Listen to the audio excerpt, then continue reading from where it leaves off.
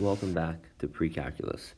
Today we're going to introduce law of cosines, and this is yet another method that you can work with when you don't have a right triangle. So if you have a right triangle, you know the SOHCAHTOA will always be adequate, but if you don't, then law of sines is a good candidate, and we use law of sines if we have a known column, right? That's basically how you're going to know. So if you know a side and its opposite angle, so let's do this, a side and its opposite angle, that's what I call a known column, and you can use law of sines. Now you would need to know one more additional side or angle, but if you knew that, so there's three parts of a triangle, right?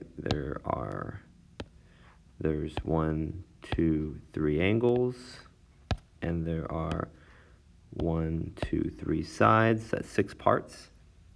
So if you know a known column and one additional part, you can use law of sines. But that's not always the case. Sometimes you know 3 parts that without a known column. So that's what I want to show you. So this, if we were to know, let's go on to the next thing.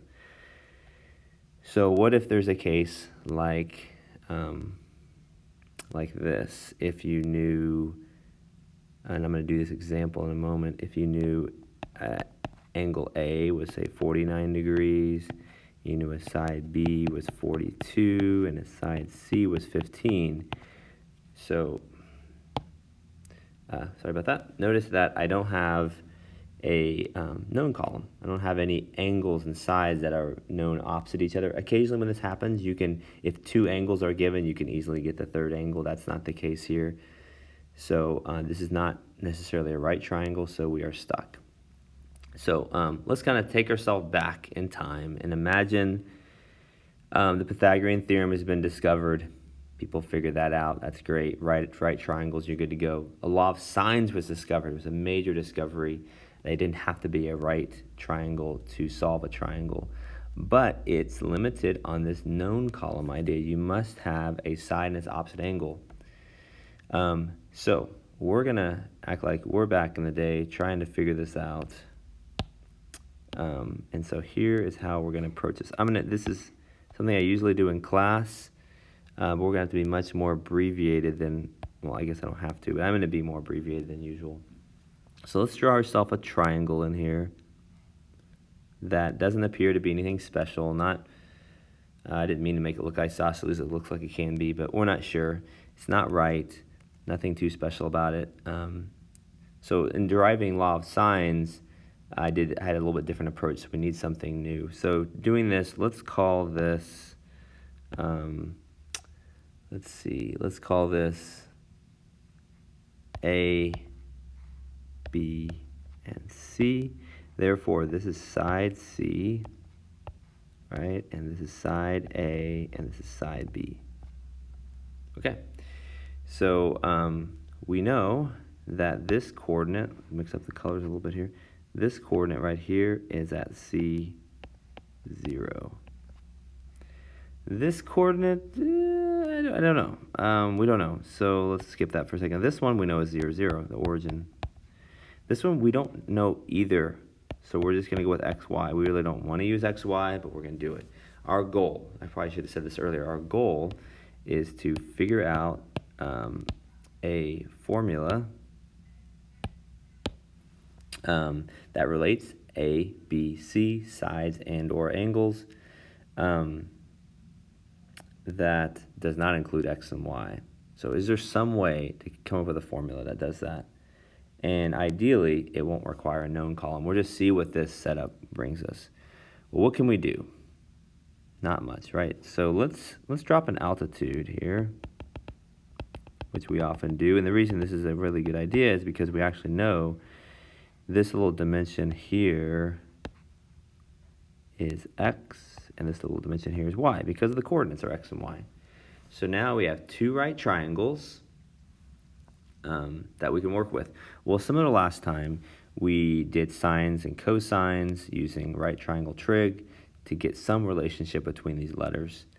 I can't mess with the angle C because it's been kind of cut by the altitude, but A and B I could. I could do sine of A right? Sine of A would be y over b. That's pretty good. I could do stuff with b also. Do I want to do that? But I could also do cosine of A. That'd be fine. We'll just see where this leads us. Cosine of A is x over b. I suppose I could do sine of the angle b, and it would be y over a. But let's see if this gets us anywhere. So our goal is to have a relationship between a, b, and c. We don't really want x and y. So let's solve this one for y. And y is b sine a. And we'll solve this one for x. And x is b cosine a. Okay, so that's going to be kind of our goal. Now we want to come up with another equation that has x and y in it. We can plug in this for x, we can plug in this for y, and maybe, just maybe, we'll get somewhere. Well, normally what I do is I do Pythagorean Theorem with this triangle. It does not work well. So I'm going to spare you of that. If you want to try it on your own, you can. You end up getting b squared equals b squared, which is pretty useless.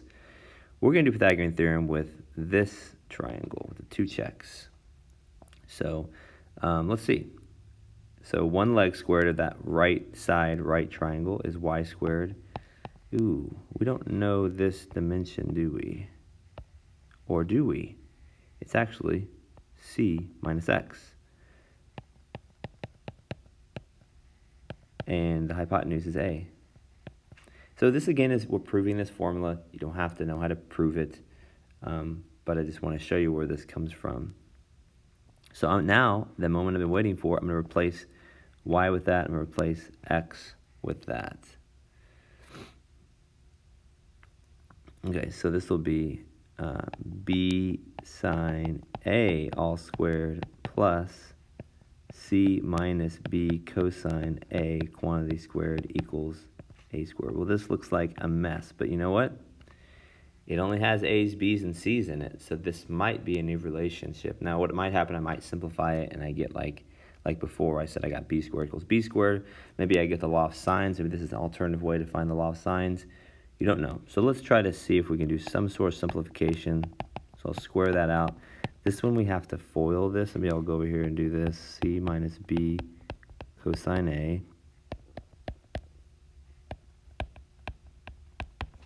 C squared, and I'm going to do a little bit quicker so that inside outside is the same. They're both b c cosine a. There's two of them, so I put 2bc cosine a.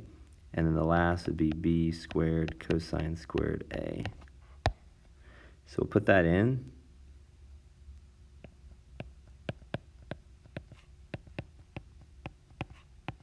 Almost running out of space here, but we made it. Oh, we did run out of space. Okay, I can just do this though. I can just, that a squared right there, I'll just put it over here, because I got room for it. And actually, that's usually the way we like to orient this problem anyway. Okay, well, this is a fancy equation. If we're going to go and publish this and try to say, check this out, this is not very impressive. It's very long looking, right? But there's something you might notice from previous chapters in our trig identities.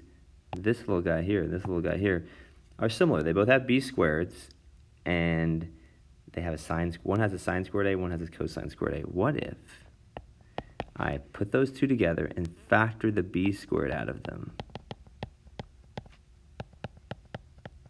Like that. See what I did? I factored b squared out of there, factored out of there, and what's left is equal 1, right?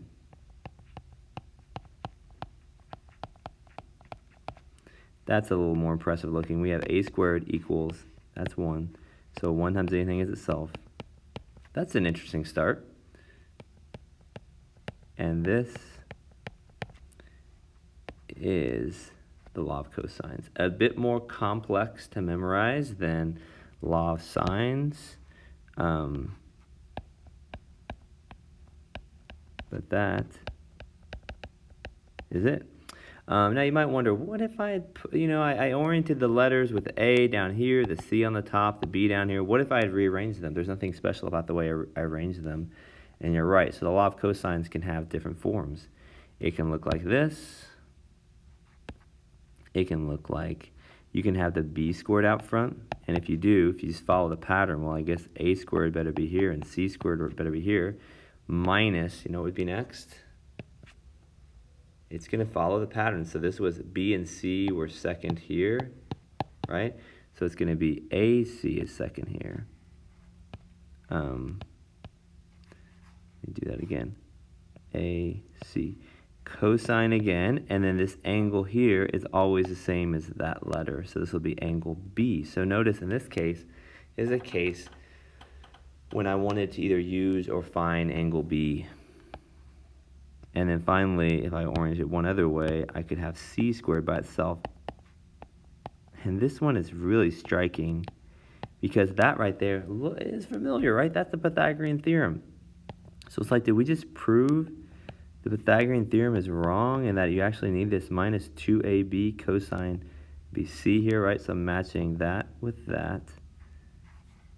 And matching this goes with that.